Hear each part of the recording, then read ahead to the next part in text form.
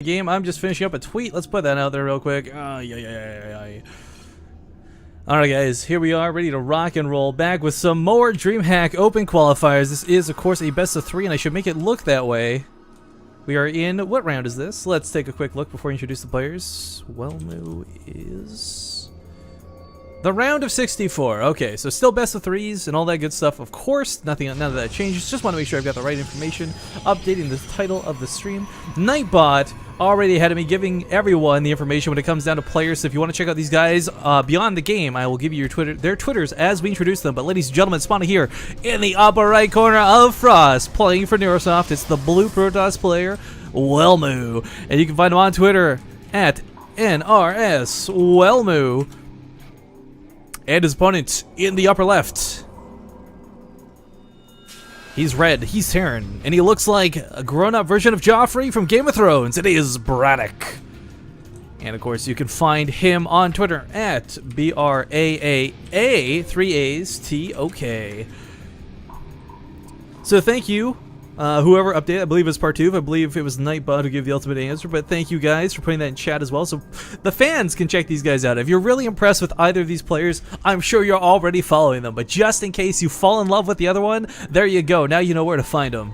But of course, a best of 3 is going to give you guys plenty of opportunities to enjoy both of these players. TVP, favorite matchup, hands down right now. It's the one that, okay, just like every other matchup, it's kind of got the how do I phrase this? The standardized meta play where, yes, similar things happen every game. Why can't, no, I forgot. I was supposed to restart my StarCraft 2 because I can't see things when I mouse over them for whatever reason. So my apologies about that, guys. We'll try and get that after this series. Of course, I don't want to miss a beat, don't want to miss a game. But I was going to say, yes, there's the standard meta play where there's going to be usually Bio for one and a lot of Colossus or Storms for the other. But that's where the beauty, I guess, of this game really shines through. This matchup in particular, when it comes down to the Storms later on, Colossus are so easy to counter with Vikings. You've seen some players do some great moves, split the Vikings coming from multiple angles, all these lovely things, but the Colossus ultimately are killed by auto attacks. When it comes down to Templar, when it comes down to Ghosts, energy battles are where a lot of the micro and a lot of the skill really shines through for this matchup. Dezor saying he needs to support the Finnish caster with 67 viewers. Give me the link to his Twitch and we'll give him a shout out, Desert.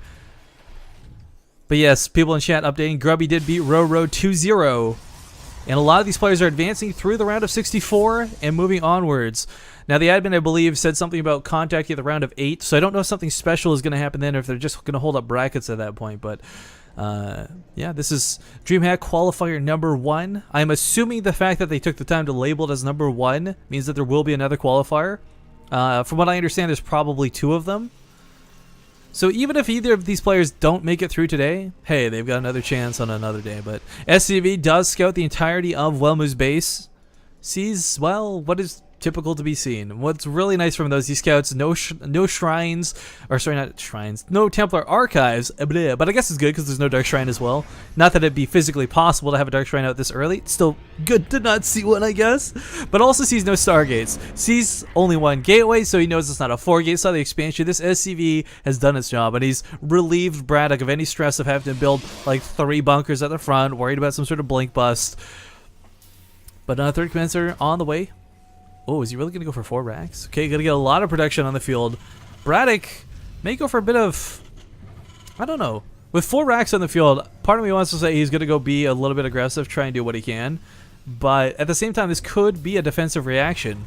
But to me, that would make no sense because he saw Welmu didn't have a lot on the field. And it looks like Welmu is going to be rushing Colossus tech, which kind of, not really a blind counter, but a counter to if there's just bio on the field.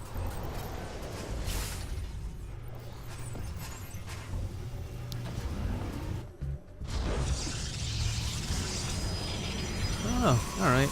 Simulator's gonna be mining away for the time being. Of course, Colossus is very expensive. There is the small chance Welmu does something a little bit more offbeat, goes for like immortal drops, but on a map like Frost, very unlikely. It's not nearly as maneuverable as other maps, and Zell in hold position takes a bit of pepper at 17 health, 12 health, 7 health. Will live to see another day, albeit just barely.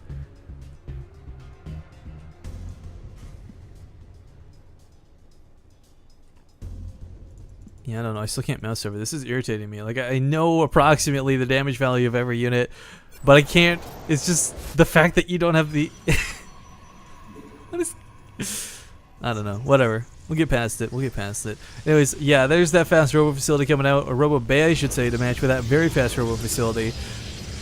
So, the way this boils down is Colossus without Thermal Lance, melt Marines. If there's Marauders on the field, the Bio will actually take it over the Colossus. But if the Colossus has extended Thermal Lance, then it wins, period.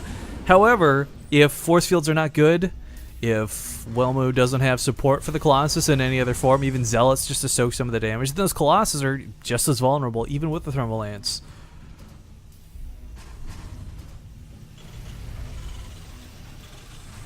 Another bunker coming down, a little bit of paranoia. Phoenix scouting around the map. I kind of like that he's going around the edges, because A, he makes sure that BratOK hasn't taken a ninja base. It's not a common thing to do, but on a map like Frost, you absolutely can get away with sneaking a base on the other side of the map. So, Welmu confirms that he doesn't have to worry about that for the time being. He also confirms, hey, there's no hidden, no proxy Stark ports, no Banshee looming around over here waiting for me.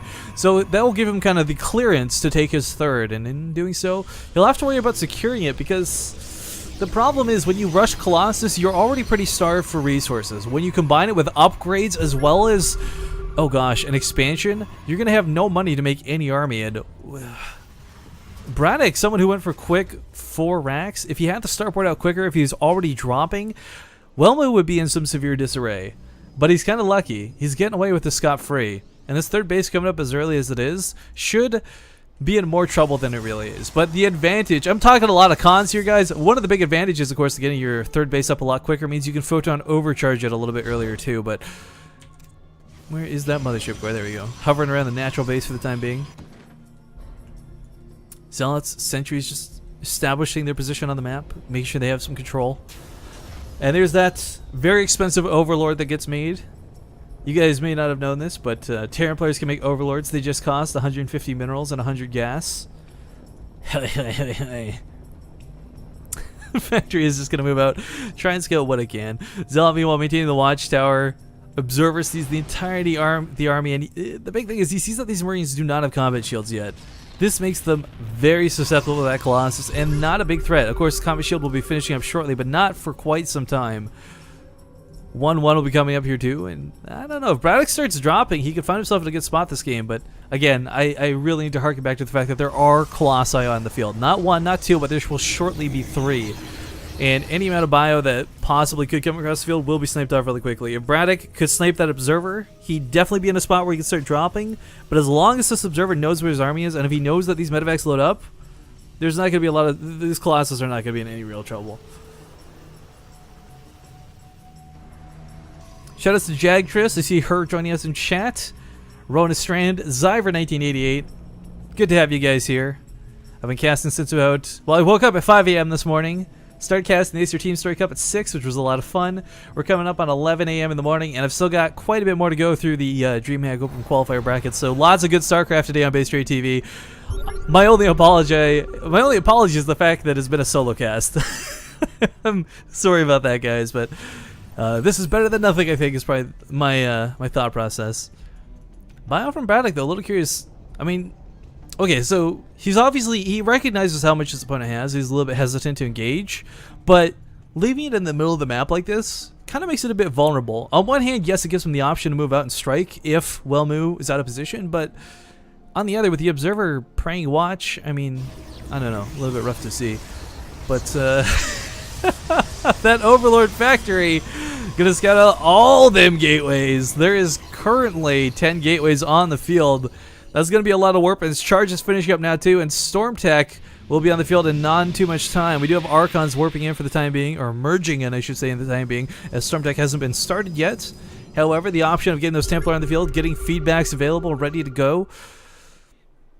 BratOK's coming out with a lot of Vikings. A lot of Vikings is going to be great for dealing with Colossus, but no EMPs, no Ghosts.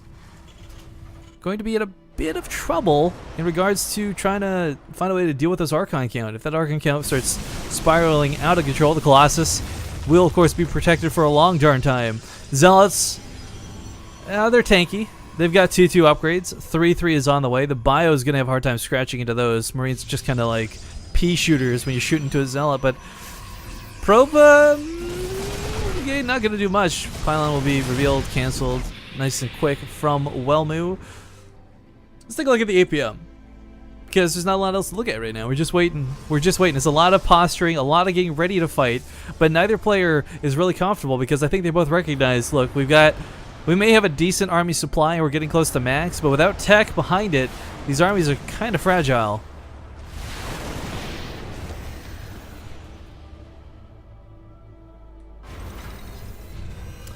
I think we're getting close to the point where Vikings can start one-shotting Colossus.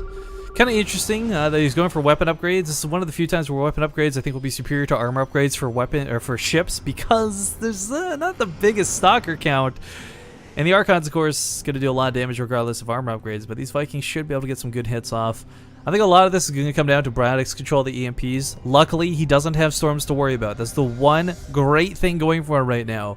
Storms are kind of the I win button if you get them off correctly, but there's none of that to worry about. He's pulled a couple SCVs with this, spreading his forces to engage, but finds his opponent out of position. Oh, Welmu is able to capitalize on this, and coming from the north, the Immortals, the Storms, or not even Storms, the Archons rather, are just pushing forward. Vikings will take out the Colossus, but the ground is left untouched. Zealots have charge, and oh my god, there's 4 Marines that survived that battle.